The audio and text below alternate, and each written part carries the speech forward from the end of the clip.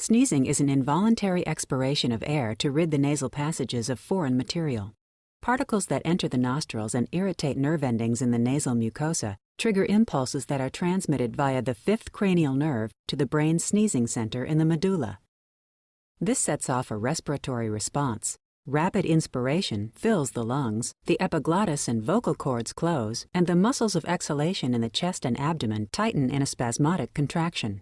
These events create a buildup of pressure in the lungs. When a sufficiently high level of pressure is attained, the vocal cords relax, the epiglottis opens, and an expulsion of air rushes through the nose and mouth. The force of the sneeze propels the irritants out of the nasal cavity.